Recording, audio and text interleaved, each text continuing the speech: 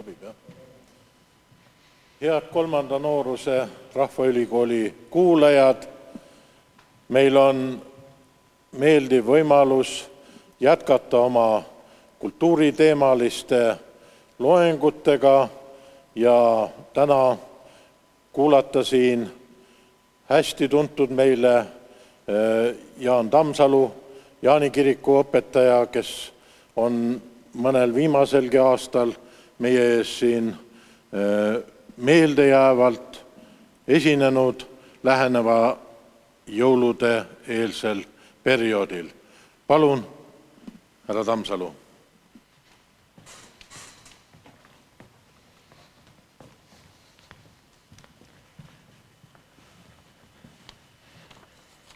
Suur tänu seda võimalust jälle pakkumast ja taas siia kutsumast. Seekord veidi teistmoodi siis üks laulusalm, mida me vist kõik mäletame, ütles nii kaugel, kuid siiski nii lähedal. Paljud kuulajad, vaatajad on minust kindlasti väga kaugel, ka sellest esinemisest ajaliselt kaugel, aga püüan teid kujutleda enda ette ja tähelepanelikult kuulama ja püüan aimata seda, mis võiks teid huvitada. Mõned asjadega on nii, et me teame täpselt. Me teame täpselt poliitikute kohta, arstiteaduse kohta, paljude asjade kohta teame täiesti täpselt. Olen teinud aeg-ajalt ühe kontrollküsimuse leerilastele. Osad neist ka väidavad, et nad on piibli peaaegu et läbi lugenud. Ja kui ma siis küsin, et millise vilja söömine tagas inimestele paradiisiaiast väljaviskamise, teavad hästi teadjad väga hästi, et see oli õun. Ja kui ma küsin, kus see kirjas on, väidavad, et piiblis pidi olema. Minu piiblis ei ole. Minu piiblis on hea ja kurja tundmise puuvili, ei mingit õunapuud, pirnipuud ega ploomi. Seega me teame hästi tänu sellele, et meil on mingisugused kokkupuuted mingite asjadega, mis mingit asja kujutavad, olgu see siis sellel küsimuse juures Düüreri või mõne muu madalmaade maalikunstniku või graafiku mõni töö, kus Eeva ulatab Aadamale midagi ja mis sinna pihku ikka maalida või graveerida, kui Saksamaal või Hollandis või Belgias kasvav õun. Paljude asjadega on nii, et me teame, aga me täpselt ei tea.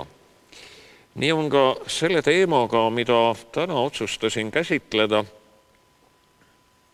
10 käsku.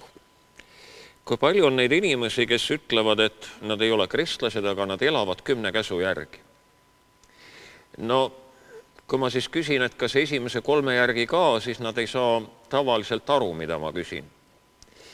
Nemad mõtlevad, et nad ei ole kedagi maha löönud. Ehk sa ei tohi tappa, sa ei tohi varastada, aga seal tuleb ka üks käsk, mis räägib nagu keelepeksmisest. Sa ei tohi tunnistada oma ligimese kohta valet. Kas sellega on ka alati hästi läinud? Või kui me oleme nõukogude ajal elanud, eks igaüks meist võib-olla mäletab, et oli täiesti normaalne töö juures nii-öelda tööd kaasa võtta, natuke paberit, mõni pastapliiats, mõni muu asi veel, see ei olnudki nagu vargus, palk oli nii väike ja tuli lihtsalt asju kaasa võtta, et kõik läheks hästi. Eks me võime ju neid asju siia algusesse laduda päris palju ja ma arvan, et ma tekitan sellega mõned kuulajad, kes nüüd juba nii-öelda sulgevad aparaadi ja lähevad midagi paremat kuulama. Ega me ei taha ju, et meile moraali hakatakse lugema või nagu kirikus on öeldud, epistlit hakatakse lugema. Aga neid näiteid tõin ma vaid sellepärast, et me mõtleksime veidi selle peale, kas me ikka teame kõike 10 käsust ja kas me teame õigesti. Kust need käsud on pärit? 3500 aasta tagusest ajast, kui üks rahvas, kes on olnud karjakasvatajad, aga jäänud paikseteks Egiptusesse, ühel hetkel saavad endale juhi, väga julge, võimsa juhi, kes muidugi enne on Jumalaga kõvasti kaubelnud, ta ei tahaks seda juhtimistööd enda peale võtta. Mõned inimesed nii hirmsasti tahaksid olla juhid, mis siis, et nad on ise pimedad ega teagi, kuhu poole inimesi viia. Paljud inimesed oskavad väga tugevasti juhte kritiseerida, aga kui nad ise peaksid seda sama tööd tegema, mida nemad, päevast päeva kuulama kriitikat, materdamist, halvustamist, teravaid ütlemisi, oma sõnade väänamisi, kui kaua nad siis kestaksid või kui mõne laps mõne sellise kõrge koha peale satub ja vasakult ja paremalt saama hakkab, ma arvan, et ema või isa süda ei ole kindlasti rõõmu ja rahu sellest täis. Aga Mooses saab siiski ülesande ja väga suure ülesande viia oma rahvas Egiptuse orjusest välja, kuna Jumal ütleb Moosesele, et ta on näinud, kuidas seda rahvast rõhutakse ja ta on kuulnud nende hädakisa. Vahel inimene mõtleb, et Jumal ei kuule ega näe, ta on kõrgel, ta on kaugel, nagu mõni ülbe ülemus, aga Jumal kuuleb ja Jumal näeb kõike ja kõiki. Ja nüüd läheb see Mooses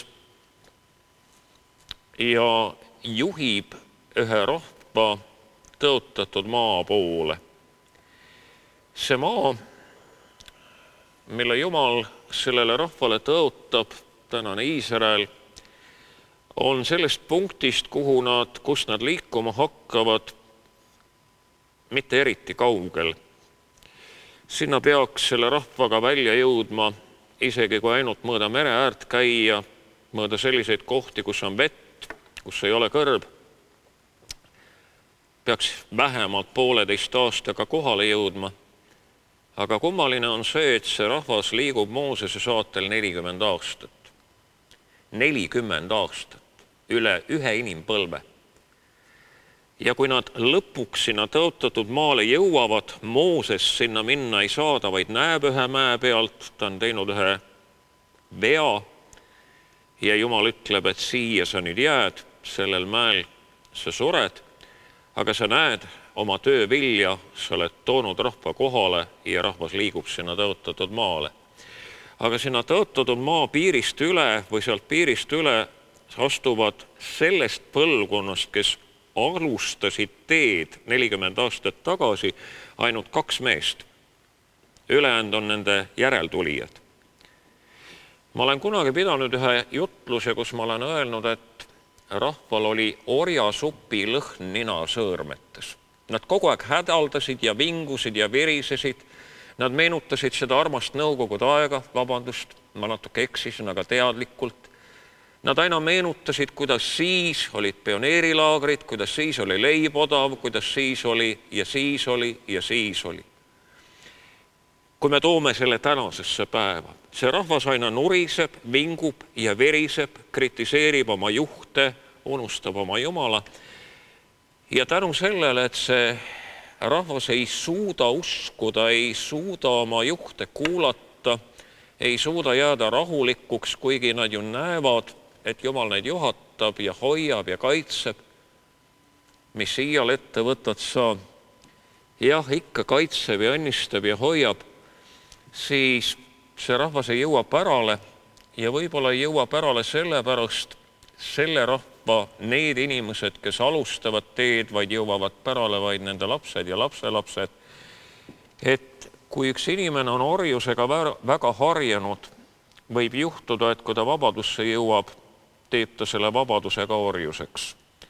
Ta läheb oma kommetega võõrasse kloostrisse, nagu öeldakse.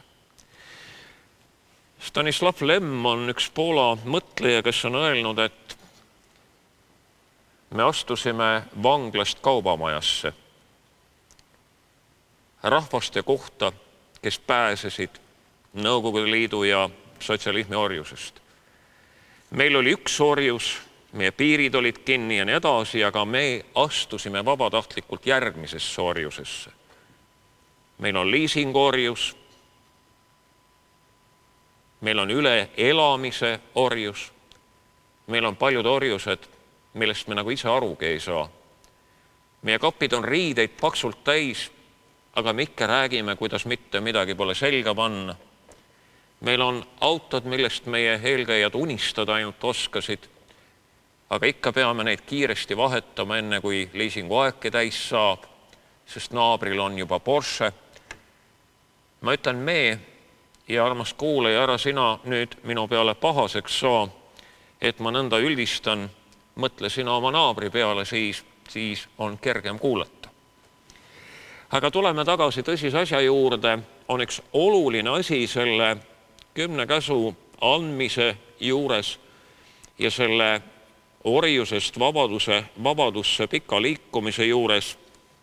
Ja see oluline asi on see, et 10 käsku antakse vabadusse minevale rahvale. Rahvas, kes tahab ori olla, neid pole vaja. Neile antakse kommunismi ehitaja moraalikoodeks või mingid muud käsud. Kuigi isegi kommunismi ehitaja moraalikoodeksis on 10 käsust väga paljud käsud tegelikult sees.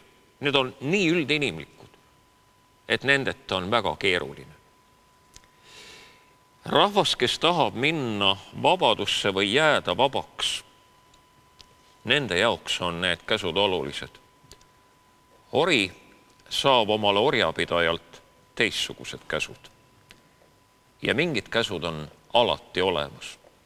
Mingid normid on alati olemas igas riigis, igas ühiskonnas, igas inimgrupis, igas perekonnas. Ma mäletan, et mul oli reegel, et ma pean 10 kodus olema, nii kaua, kui ma kodus elasin. Ja kui ma ükskord nägin, millist vaeva ja muret elas üle mu ema, kui ma tulin kell 12:30 öösel, ta ei öelnud mulle ühtegi sõna. Ta oli akna all istunud. Ta oli ühe jalaga, ta ei saanud minna mind otsima. Kui ma tuppa sisse tulin ja olin valmis saama korraliku riidlemise, nägin ma ainult ema longates minemas magamistuppa ja ta kadus. Ta ei öelnud ühtegi sõna ja see vaikimine oli palju kohutavam, kui oleks olnud korralik naha täis. Igas kodus, igas grupis, igas seltskonnas, igas riigis on omad reeglid, aga kas on olemas ka midagi üldinimlikku? Kui me 10 käsku pühime oma ühiskonnast minema, mida me asetame sinna asemele?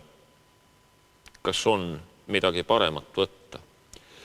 Ja nüüd üks jaotus, üks klassikaline jaotus, kui Dolores Hoffmann tuli oma uue vitraaži kavandiga üks päev mu juurde, oli seal kujutatud maailma loomist ja ühte teksti alguses oli sõna ja sõna oli Jumala juures ja kõik on tekkinud tema läbi.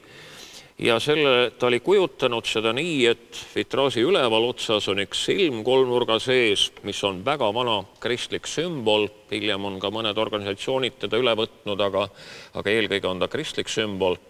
Siis edasi kõike nägev Jumala silm 3 ainsuse kujundis ja siis edasi tulevad 2 asja. 10 käsku, 2 nii-öelda kiviplaadi peal nagu ja siis tuleb piibel. Ja siis tuleb maailm, maakera, päikese all.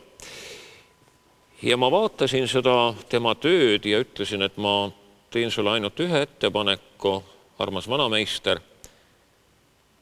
et ole hea, pane ühele kivitahvlile 1-3 ja teisele 4-10. Ta oli jaotanud nad 1-5 ja 6-7 ühtlaselt jaotanud. Aga miks on vajalik või miks on see nii tähtis, et 1-3 ja 4-10, aga seepärast, et esimesed 3 käsku kõnelevad inimese suhtest Jumalasse ja järgmised kõnelevad inimese suhtes kaasinimesse. Need on väga selgelt nagu 2 erinevat kivitahvlit, 2 erinevat plokki. Mina olen issand sinu Jumal, sul ei tohi olla muid jumalaid minu kõrval, sa ei pea mitte issand oma Jumala nime ilmaasjata suhu võtma. Sa issand, kui ilus kleit sul täna seljas on ja juba olengi eksinud. Või 3. käsk, sa pead pühapäeva pühitsema. Need on siis esimene plokk, mis kõnelevad, kuidas inimene peaks Jumalasse suhtuma. Jumal on need käsud andnud ja ta ütleb, et ma ootan teilt seda. Ja järgmised käsud, sina pead oma isa ja ema austama, sa ei tohi tappa, varastada ja nii edasi, need on kõik suunatud kaasinimese poole. Samas me võime öelda, et nad on ka Jumala poole suunatud, sest kristluses on asi väga lihtne. Kõik, mida sa teed oma ligimesele, teed sa Jumalale. Kui sa ikka pidevalt ütled, et ma helistan sulle hiljem, aga tegelikult ei helista, kui sa pidevalt lubad, et ma tulen sind haiglasse vaatama, aga ei tule, siis sa jätad selle tegemata Jumalale ka, mitte ainult ühele oma ligimestest. Kui sa ütled, et mul ei ole aega, aga surfad 4 tundi päevas internetis või vaatad sarifilme 5 tundi päevas, siis sa ju valetad, sul on ju kohutavalt aega, aga sa lihtsalt raiskad selle ära. See, mida me jätame tegemata oma lähedastele ligimestele, kes vajaksid meie abi, meie tähelepanelikkust, meie hoolimist, selle me jätame tegemata Jumalale ja sellest kõneleb juba viimse päeva kohtulugu, kus ei ole küsimus mitte selles, mida me oleme teinud halba, me kõik oleme midagi halba teinud, vaid seal on küsimus ainult üks, mida te olete tegemata jätnud. Nendest asjadest, mida te saite teha, mis olid teie võimuses. Seal ei küsita, et miks te Aafrika näljahädalisi ei aidanud. Seal küsitakse, miks sa ei küsinud lähedase inimese käest, kuidas sul läheb ja miks sa teda ära ei kuulanud, miks sa aina oma hädadest ja haigustest rääkisid. Miks sul teistest soojaga külma ei ole? Miks sa kulutad oma aja ära tühja ja tähja peale? Ja nüüd need plokid, Jumal, inimene või inimene, Jumal ja inimene ja kaasinimene, need on need 2 nii-öelda savitahvlit või kivitahvlit, mida siis tavaliselt Moosese käest kujutatakse, kui ta sellise halli pika habemega mehena, siis kuskil kas skulptuuril või Michelangelo skulptuuril või mõnel maalil on. Nad tavaliselt on nõnda, et 1-3, 1-2-3 ja sealt 4-10. Aga veel, ma tulen korraks tagasi selle 40 aasta juurde. Nad rändavad 40 aastat. Nad kogu aeg siksakitavad ja tihtipeale see tagasitulek, mitte edasiminek. Edasimineku peatumine on nendes punktides, kus rahvas jälle hakkab vinguma ja virisema ja hädaldama, soiguma ja süüdistama. Ülemusi nuhtlema oma etteheidetega, kuldvasika valmistab, hakkab selle ümber tantsu lööma, sest teistel on ja nemad tahavad ka rahvana juhkest saada. Millised meie kuldvasikad on, vaatame oma kodus ringi, mille peale või mille ümber me tantsime kogu aeg, mille ümber meie jutt kogu aeg käib, miks meil on oluline. Aga 2 meest või 3 meest Eesti poliitikutest omal ajal panid tihtipeale oma kõnedesse, kui Eesti Vabariik algas või oli algamas, pidevalt selle 40 aasta loo ja ütlesid, et meie rahval on sama tee ees. 40 aastat võtab päris vabaks saamine. Sinnamaani me peame rändama kõrbeteed. See ei tule kõik häkki. Inimesed ei õpi ühe hetkega vabad olema. See võtab aega. See on suhtumiste küsimus, käitumise küsimus, normide küsimus. Siin on nii palju küsimusi koos, mis teevad selle, et inimene ei suuda päevaga ümber pöörduda ja hakata elama vaba inimesena. Ma tean ennastki olen ikka ja jälle aeg-ajalt tabanud ennast tegemast või mõtlemast midagi sellist, mis oli normaalne nõukogude ajas, aga mis ei ole normaalne vabas ühiskonnas. Kas või tõepoolest seda, et võtad töölt pakipaberit kaasa? See ei ole normaalne enam. Või kui mulle mõni inimene vabalt ja rahulikult räägib sellest, kuidas ta reiki ei peta, aga kuidas vanade kodudes on ikka nii kallid hinnad. Kui meie lapsed petavad riiki, ei maksa makse, ei maksa meil oodatagi, et midagi odavamaks kuskil läheb, aina kallimaks läheb. Kui me aktsepteerime seda, et meie lapselaps ütleb meile, et ta tüssab pidevalt riiki, siis peab ta meie kulud kunagi kõik kenasti kinni maksma, sest ta on sotsiaalmaksu endale hoidnud. Siis maksku ja pangu meid Villa Benitasse või kuskile, sest ta on kõvasti raha kokku hoidnud ühe koha pealt. Aga nüüd need 3 meest, kellest ma räägin, oli Lennart Meri, Mart Laar ja Tunne Kelam, kelle suust ma mitmes kõnes täpselt seda võrdlust kuulsin. Tol ajal oli see väga kummaline kuulata, et need inimesed nõnda räägivad, me olime just vabaks saamas või saanud ja nemad rääkisid, hoiatasid, et meil on veel 40 aastat minna. Et see ei lähe nii kergelt, et see on nagu Moosese rahva kõrbe rännak. Me oleme juba päris pikalt läinud, sellest 40 aastast on päris pikalt juba mindud. Äkki hakkame varsti kohale jõudma.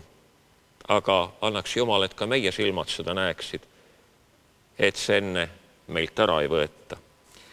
Ja nüüd läheme nende käskude juurde, kulutan sissejuhatuse peale hiiglama pikka aja, aga käsud on ju nii lihtsad, me ju elame nende järgi, mis siin ikka pikalt seletada.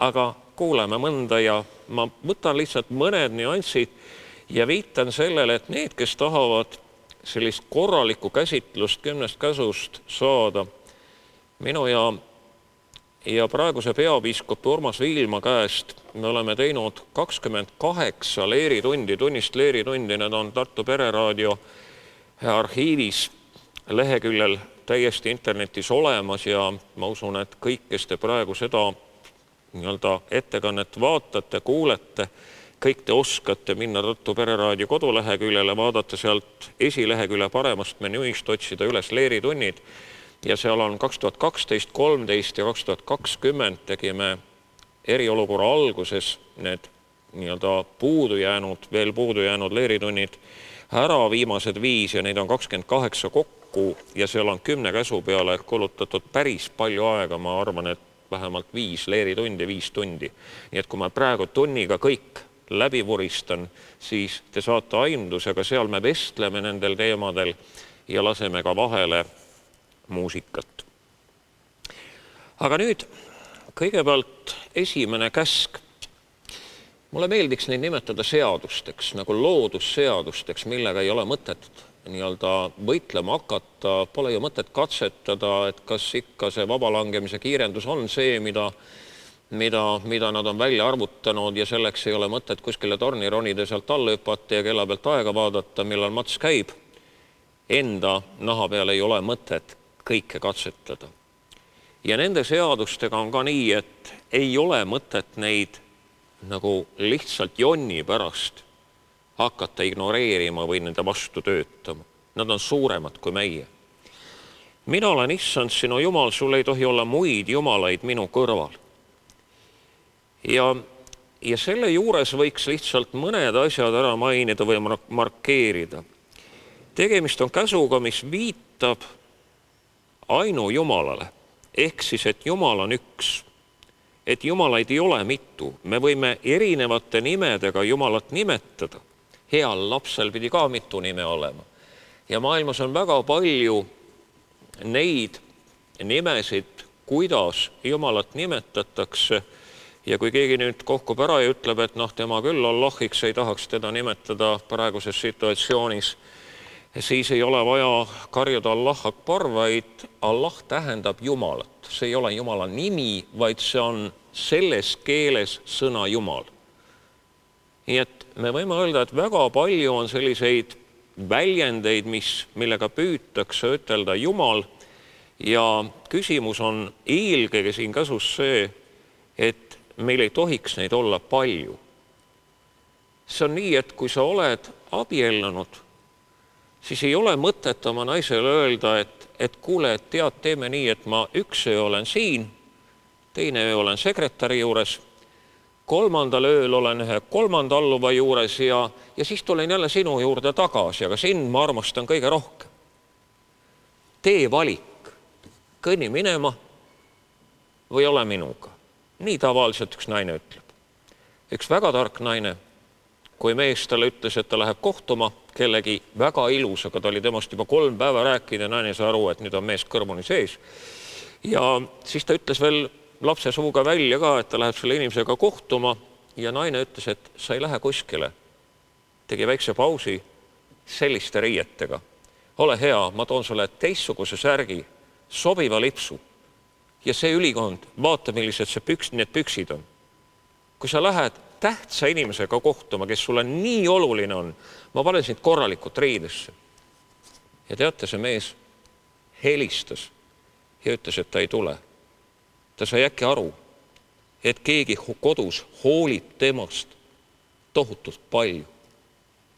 Mõned aastad tagasi oma naisel käest kõvasti kinni hoides, 60 aastat juba nõnda, rääkis see mees oma loo ja naine vaid muheles.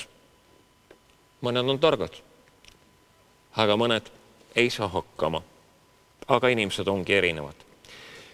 Vali üks välja, tee oma valik. Ära flirdi. Ma läksin kunagi ühte kodu õnnistama, mult paluti, väga võimas kodu oli valmis saanud ja nad palusid, et tuleks just see õpetaja ja praos tuleks ja nendel oli nii tähtis, et tiitlid oleksid juures. Mida rohkem, seda uhkem, siis saab võib-olla sõpradele ka öelda, kes tuli. Ja ma läksin uksest sisse ja ma pidin peaaegu et pikali kukkuma. Elutoa seinal oli umbes 4 meetrit lai saibapaa pilt, õnnistavate kätega, oli üks selline India prohvet, kelle juurde massid kokku jooksid ja nii edasi. Siis oli suur Buda kuju. No, Kristust ei olnud mitte kuskil, aga kirikuõpetaja pidi tulema seda kodu õnnistama. See kodu oli täis erinevaid jumala kujusid, igasugust viirukit ja kõike muud, aga siis oli õpetajat ka veel vaja. Nii nagu kunagi kutsuti mind Leisi valla lippu õnnistama, vabariigi aastapäeval oli hirmus külm ilm ja siis pandi meid enne, kui asi pihta hakkab, sooja ruumi koos Vigala sassiga. Noh, mida rohkem, seda uhkem. Et Vigala sass ütleb omad õnnistussõnad ja siis tuleb kirikuõpetaja, ütleb omad õnnistussõnad. Nii me siis sõbralikult seal juttu ajasime. Nii vahel juhtub. Tee oma valik. Kas oled kristlane? Oled sa budist? Oled sa muhameedlane? Vali üks. Kui sa oled 30. eluaastaks omale naise või mehe valinud, kes sobib, äkki võiks 50. või 60. ka Jumala ära valida. Kes siis on, kellega sa suhtled? Üks vana naine käis leeris. Ta teadis, et tal on 4. astme vähk. Ta teadis, et ta peab varsti minema. Ta oli tohutult õnnelik, kui ta ristitud sai. Ta oli tohutult õnnelik, et ta jaksas leeripühal püsti seista ja ümber ei kukkunud. Mina teadsin ja tema teadis, aga teised ei teadnud. Aga ma nägin ta säravaid silmi, kui ma teda ristsin ja õnnistasin. Ja paar kuud hiljem olin ma ta surivoodil. Ta hoidis kõvasti mu käest kinni ja ütles, et õpetaja, mul on nii palju soove olnud elus. Ja ma olen väga visa olnud. Väga kõrgetel kohtadel. Mu paljud soovid on täitunud ja nüüd ma siin leban. Ja mul on ainult üks soov veel, et kui ma lähen, oleks Jumal koos minuga. Ainult üks soov veel. Tema oli tark, ta oli oma otsuse teinud. Millised on meie soovid? Kui lõputult palju neid siis olema peab. Teine käsk. Sa ei pea mitte oma issanda, oma Jumala nime ilma asjata suhu võtma. Jah, sa issand, kui ilus kleit sul seljas on või Eesti mees oma kuraditega oma Jumala nime suhu võtma. Ei ole öeldud, et selle õige Jumala nime.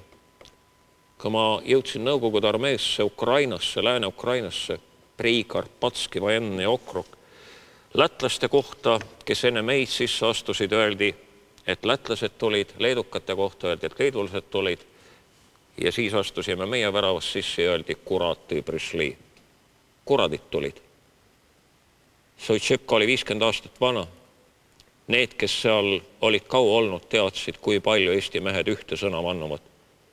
Ja meie rahval oli pandud nimi, kuradid.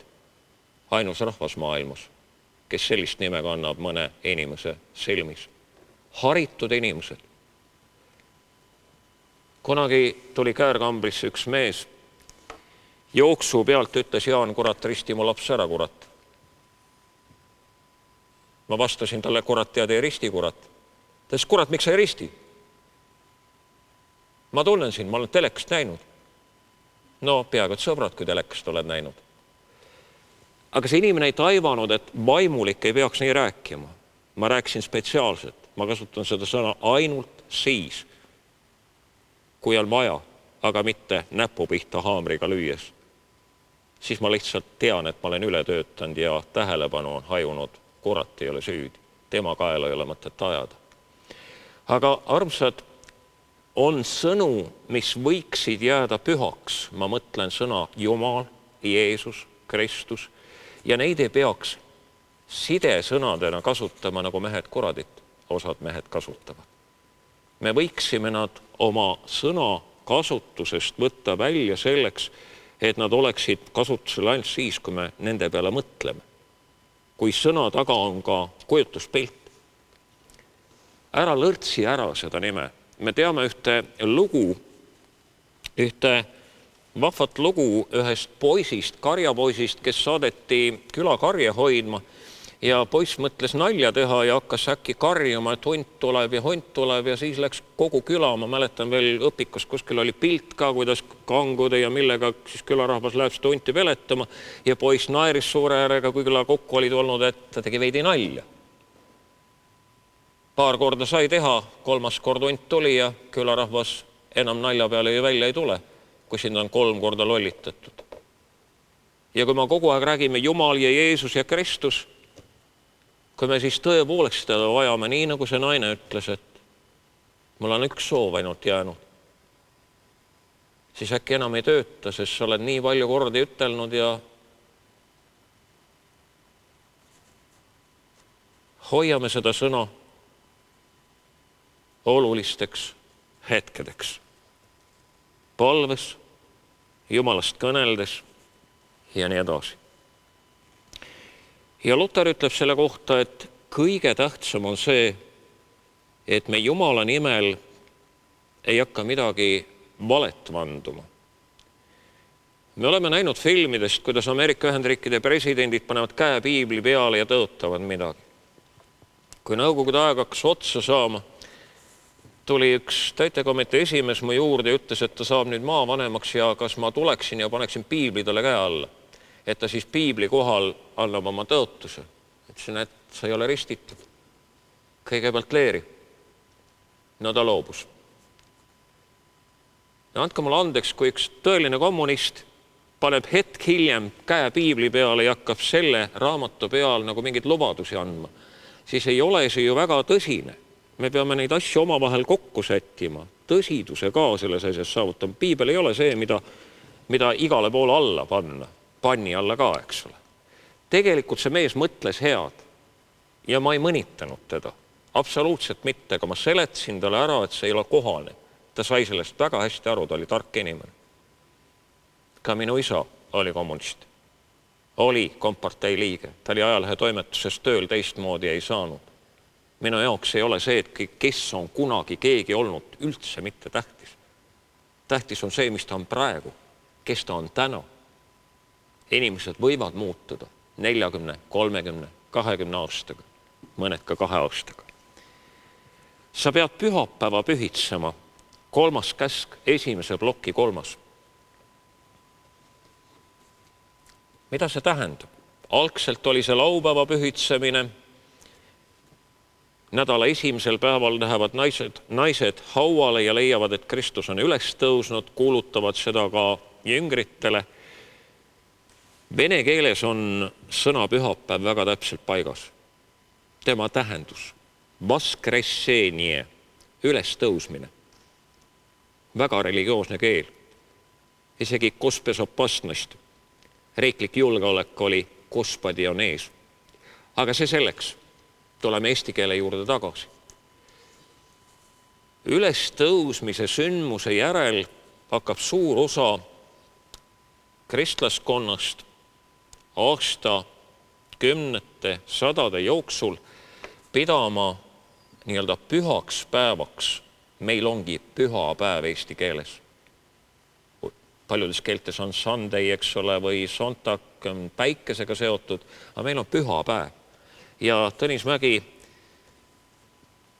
täna, kui ma seda räägin, siis eile olin Tõnis Mäega tegemas Tallinna Jaani kirikus üht kontsertmõtisklust, kirik oli rahvast täis. Ja jälle vist kõlas üks laul, kus Tõnis laulab, kui pühapäev on pühapäev, on kõik okei või ei, kõik sõltub meist. Mõni inimene kurdab, et elu on hall. Kui ma küsin koolides või leerilaste käest, mis teile pühapäevaga meenub, pange silmad kinni ja mõtelge, mis meenub teile pühapäevaga, siis väga paljud inimesed ütlevad pannkoogilõhn. Vanaema teeb pannkooke. Ema teeb pannkooke.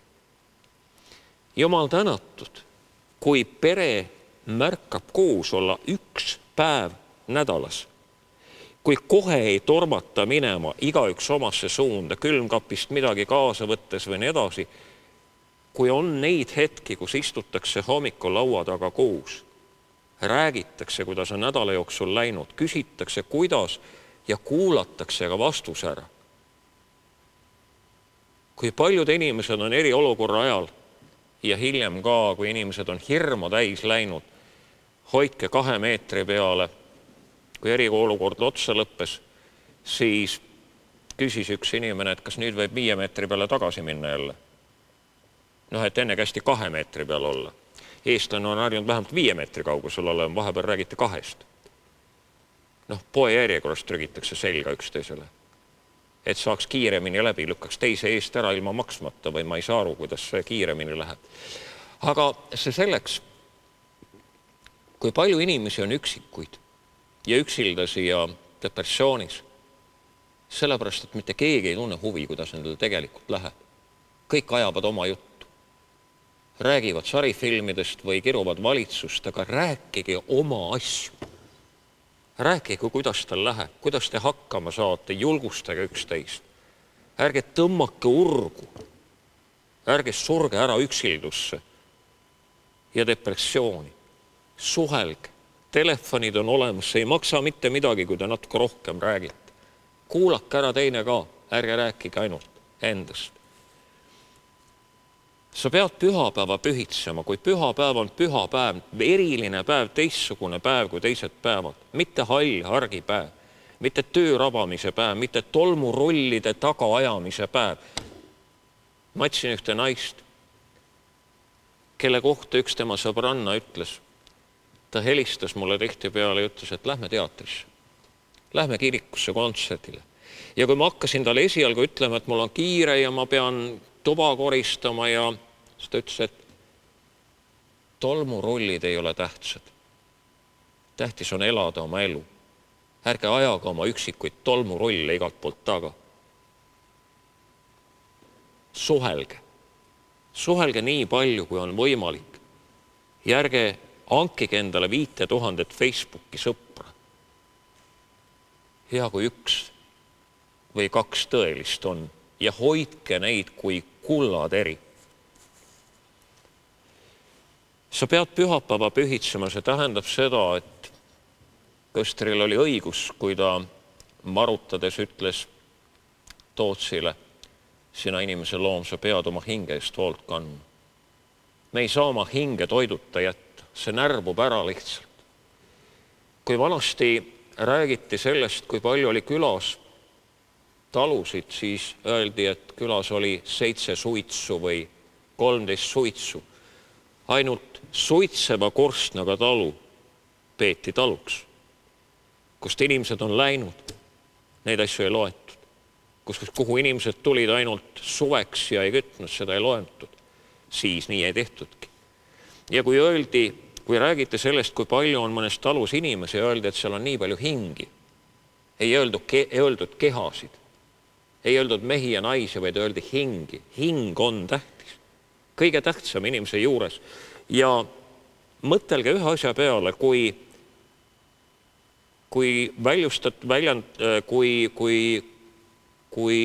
hüütakse välja või kirjutatakse välja kutsung SOS.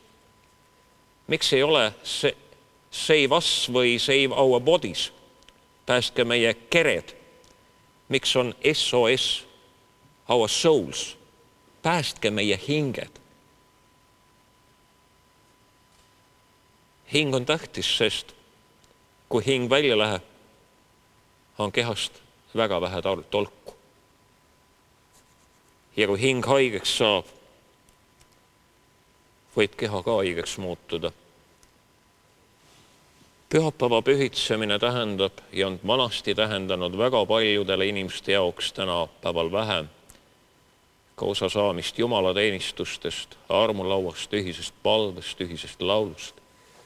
Tallinna Jaani kirikus on ka peale esimest eriolukorda pühapäeviti kirikus umbes 300 inimest.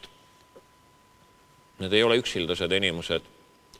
Need on inimesed, kes otsivad teisi inimesi ja tulevad kokku, et üheskoos olla Jumala ees, kes kannavad hoolt oma hinge eest. Igas leeris on ka vanemaid inimesi, kes tulevad ja ütlevad, et nüüd on aeg.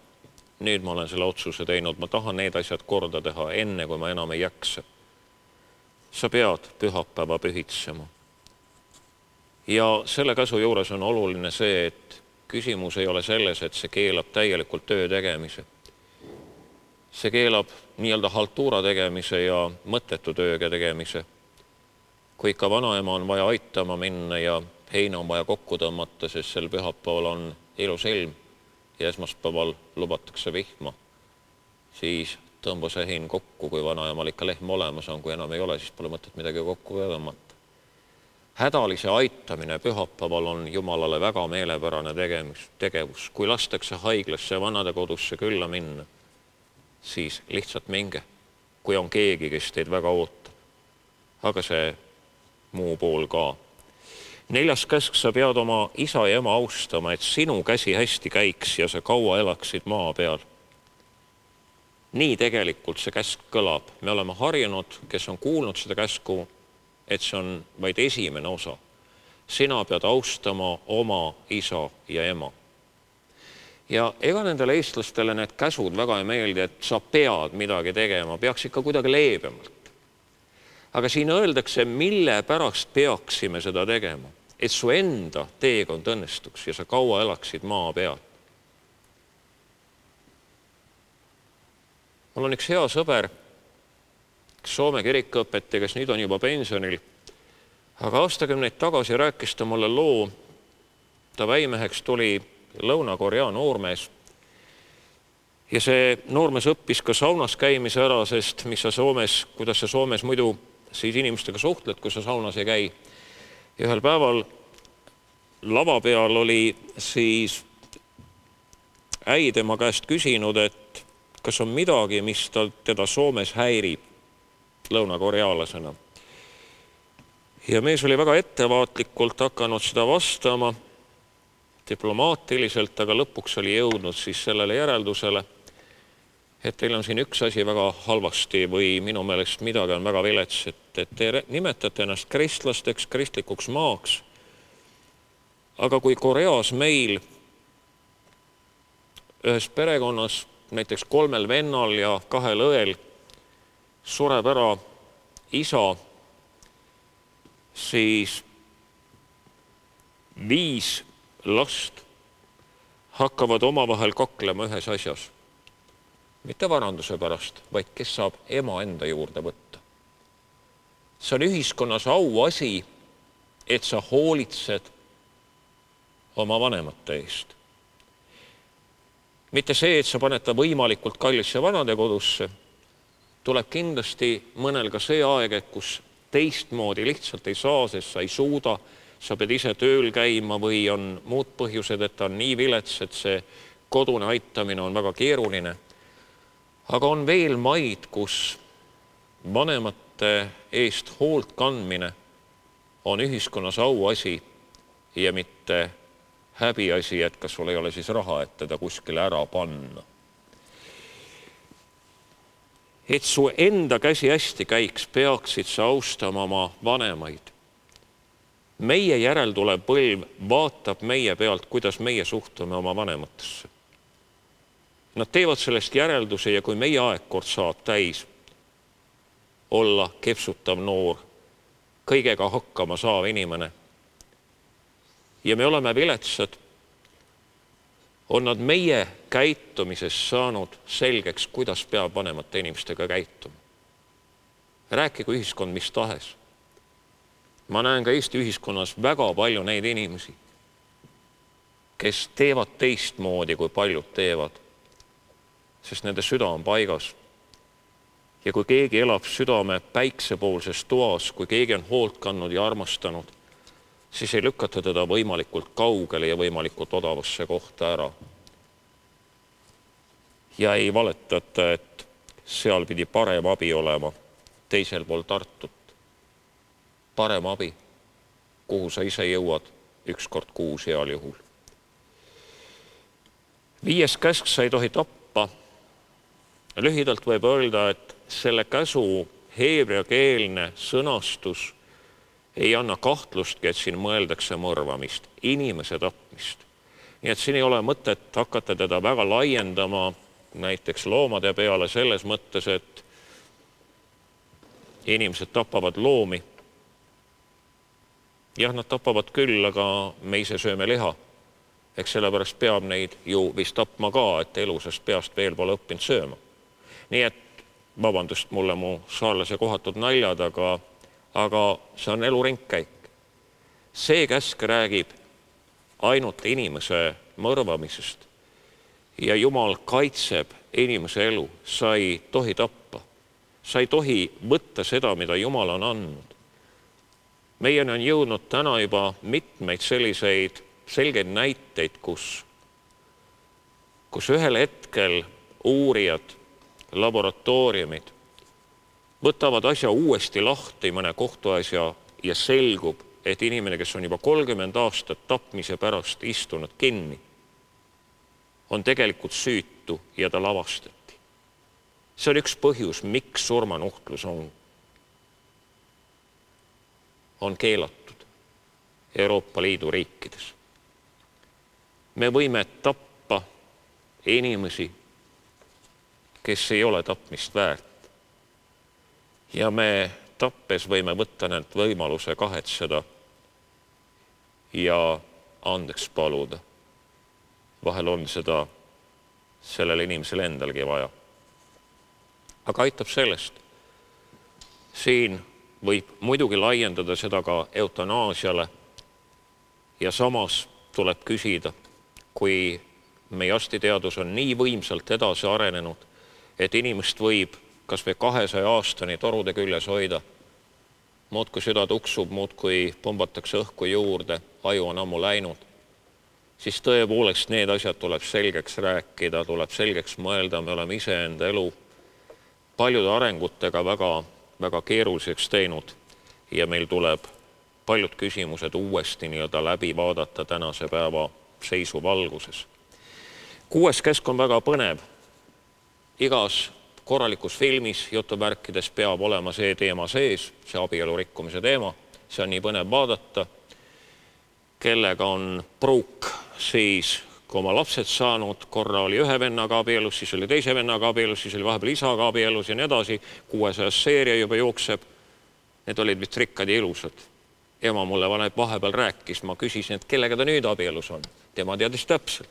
Ta oli kuulanud, vaadanud ja pärast toa juures pingi peal oli millestki rääkida nendega, kes ka välja tulid. Eks sellega on nii, nagu on. kui need vaadatakse ühte seeriat või kahte, saab veel hakkama, tund aega läinud, aga kui need on 4 tunni jagu erinevates programmides, siis on küll kurb, kui inimene tegelikult võiks välja minna ja oma elu elada. Aga küllap on see põnev nii kaua, kui see endaga juhtub ja keegi sulle koju tuleb, kes on lubanud su kõrval olla elupäevade otsani ja tuleb ja teatab, et ta on kedagi paremat leidnud. Ja sina enam ei sobigi. Mille pärast? Põhjuseid nagu ei olegi.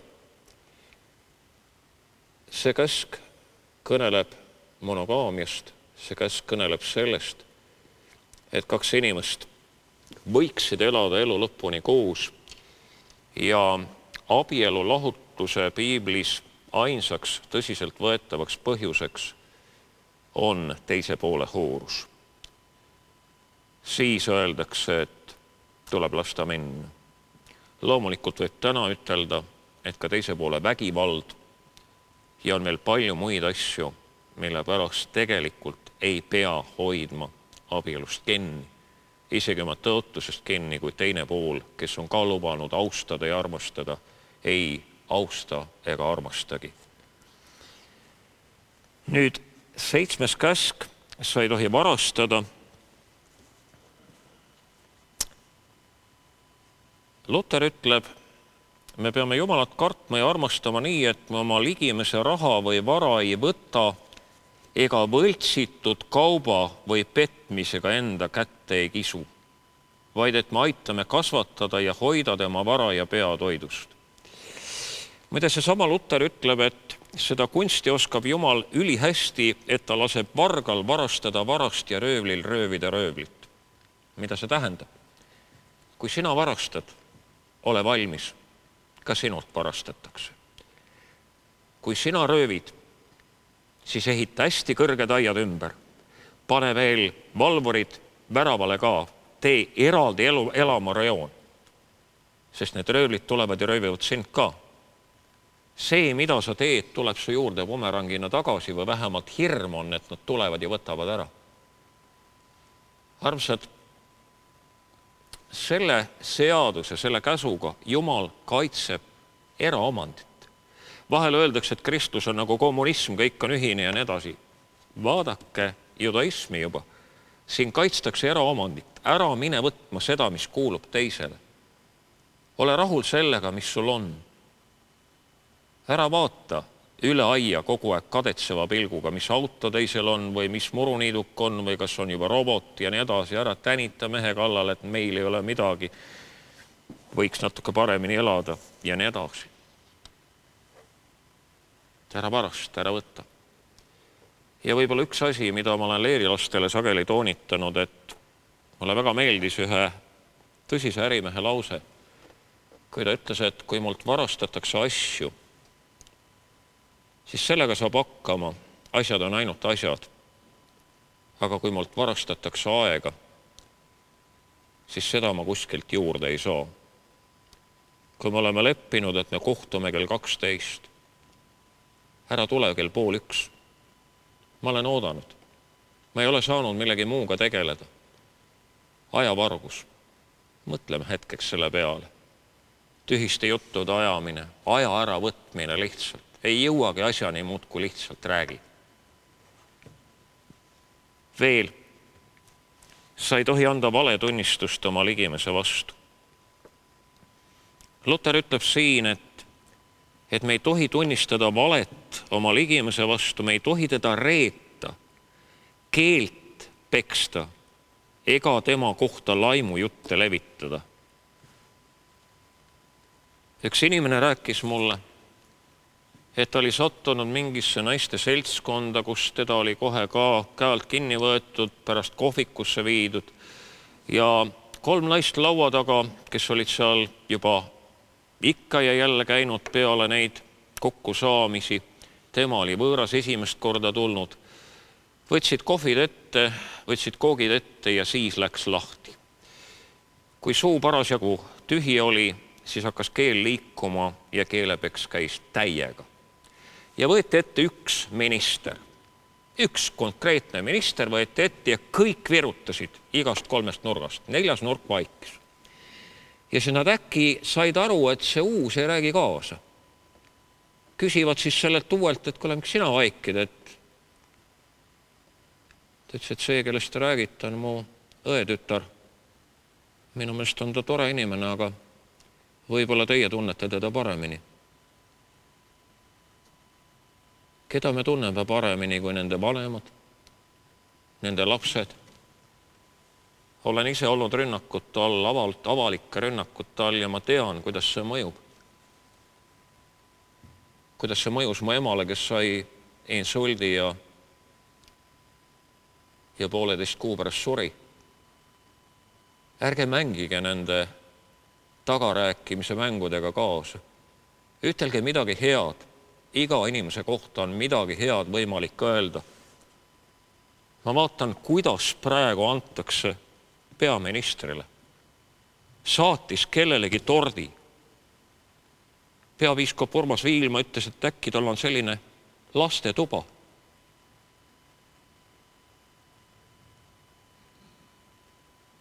Kas õige lastetuba on see, kui öeldakse, meie ei vabanda, meie andeks ei palu, meie kingituse ei saada?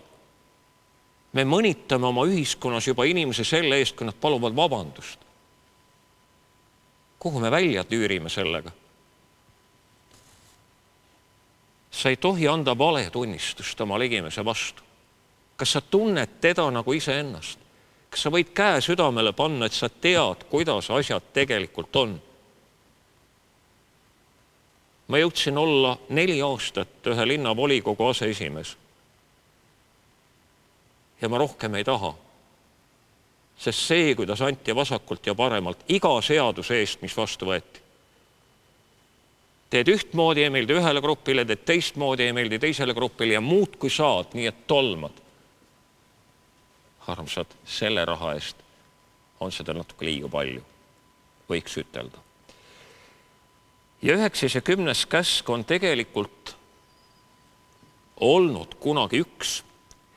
Aga kui üks käskudest katoliku kirikus juba vahepealt nii-öelda ära võeti, see, et sa ei tohi teha pilti millestki ja seda kummardada ja nii edasi, sest Jeesus tuli, Jumal oli inimeste ees ja nii edasi, nii et see vanatestamentlik käsk nii-öelda võeti kõrvale, siis oli vaja 10 täis saada ja 10. käsk lahutati 2, nii et algselt oli 9. ja 10. käsk üks käsk. Ja kui ülejäänud asjad nende selles teises käsuplokis räägivad, mida me ei tohiks teha, siis see 10. või nüüd uues variandis 9. ja 10. kõnelevad meie mõtlemisest. Sa ei tohi himustada neid asju, mis kuuluvad su ligimesele. Ära ketra seda oma peas. Luter on öelnud, et me ei saa keelata lindudel üle oma pea lendamast. Pole vist keegi sellega hästi hakkama saanud. Mõned lendavad nii kõrgelt, et ei õnnestu. Sa ei saa keelata lennata lindudel üle oma pea, aga sa saad keelata neid oma pähe pesa tegemast. Kui nad juba hakkavad seal pesa punuma, need mõtted, muudkui ketrad ja ketrad. Kas te teate, et kui Ameerikas oli kõva majanduslangus, oli üks tööstusharu nii-öelda, mis läks ka autotööstuse ja muude tööstusharude juures, läks presidendid paluma maksusoodustusi, mida kõike veel ja lisaraha. Pornotööstus. Nendel hakkas hästi halvasti minema. Nad tegelikult said suuremat kasumit kui kogu Ameerika autotööstus. Aga äkki jooksid asjad alla. Ja siis nad palusid abi, riiklikku abi. Nad minu teada ei saanud. Aga mida see tähendab? See tähendab, et miljonid inimesed vahivad selliseid asju ja ka maksavad selle eest. See on pähe pesa punumine. Sa aina mõtled asjade peale, siis sa vaatad oma naise peale, siis sa vaatad sinna ekraanile, teed oma järeldused, aga peegli ette ei viitsi minna. Mine vaata natuke enda peale ka. Ära ütle, et kõik, mis on allapoole rinda või allapoole lipsu on rind. Üks mees roninud kunagi kaalu peale ja naine vaadanud, kuidas mees kõhtu sisse muudkui tõmbab ja oli öelnud, et ega see ei aita. Ja mees ütles, aitab küll, muidu ma ei näe numbreid. Armsad, ma ei mõnita praegu tüsedaks läinud inimesi. Selles on tuhandeid põhjused, miks mõni läheb. Seedimised ja muud sellised asjad. Aga ma ütlen, et me peaksime olema, kui me oleme kriitilised teiste suhtes, oleme ka siis enese suhtes enesekriitilised. Vaatame natuke vahetevahel, enne kui ütleme, et tema on selline. Sa ei tohi himustada. Kontrolli oma mõtteid. Me ei ela veel vist hullumajas. Hullumajas elamise üks või olemise üheks põhjenduseks Peer Gündist rääkivas raamatus. Kui Peer Günd satub hullumajja ja küsib, et ta on juba paar päeva olnud ja läheb arsti juurde, ütleb, et miks te neid siin hoiate, nad on täitsa normaalsed inimesed kõik. Ja arst ütleb, et kas te olete kuulnud, kuidas nad räägivad. Nende iga kolmas sõna on mina. Ehk siis, kelle iga kolmas sõna on mina, kes aina tiirleb oma ümber, oma tahtmiste, oma soovida, mina arvan, minu meelest, mina, on juba hullumajas või teel sinna poole. Olgem ettevaatlikus selle minaga. Mu hea sõber Anu Raud ütles, et kui isa, luuletajast isa, Marta Raud ta kirjatöid vaatas, esialgu siis ta ütles, et võta minad välja. Võta see sõna mina ära, asenda millegi muuga. Ma arvan, et Marta Raud oleks mõistlik kuulata mul ja mõnel teiselgi. Nii et ära himusta seda, mis kuulub teisele, ole rõõmus ja tänulik selle üle, mis sul on, mõtle nende asjade peale, mida sulle on kingitud, mida sa oled kogenud siin elus. Vaata pildi albumeid, meenuta ilusat ja head, mõtle oma elu ilusaks. Minu isa kirjutas kõik oma päevikud ümber natuke enne oma surma. Tal olid paksud päevikud, täis arvamusi, mõtlemisi. Ta oli hea kirjamees. Ja ühel hetkel olid paksudest kaustikutest jäänud vaid vihikud järgi. Jaan käis külas. Lapselaps helistas. Temperatuur oli 19 kraadi. Umbes sellised väiksed lõigud iga päeva kohta. Ja ma küsisin, miks sa need ümber kirjutasid? Ja ta ütles, ma olen elus olnud nii kriitiline inimeste suhtes. Ja ma olen lõpuks aru saanud, et ega ma ise ka kõige kuldsem poiss polnud. Milleks ma peaksin jätma järeltulejatele põlvedele kriitikat teiste inimeste suhtes, kellel on ka lapsed, sugulased ja nii edasi. Armsad, aga kõige viimasel leheküljel oli 3 sõna isapäevikus. Need olid kirjutatud väriseva käega, ta oli täiesti läbi, ta ei jaksanud enam 2,5 tundi, võttis 100 meetri kõndimine, et minna raamatutele järgi järgmistele raamatukokku, ta luges tohutult lõpuni. Aga see viimase lehekülje viimased 3 sõna olid, elu on ilus. Ma soovin, et meiegi võiksime nii kord lõpetada, vaadates oma elu peale. Ja mitte praalida, et me oleme 10 käsu järgi elanud, me kõik oleme rikkunud, peaaegu et igaüht nendest, kui me natukenegi laiendame neid, nii nagu nagu ma laiendasin täna neid. Aga elu on siiski ilus ja Jumal on siiski armuline. Meie silmad on näinud Eesti Vabariiki. Meie silmad on näinud palju ilusaid muutumisi ja asju. Jah, on näinud ka halba ja kurba, aga mõtleme heale. Ja tunnistagem, et elu on ilus. Aitäh, et jäite saali. Aitäh, et jäite ekraani ette. Aitäh, et häält välja ei lülitanud. Kõike head.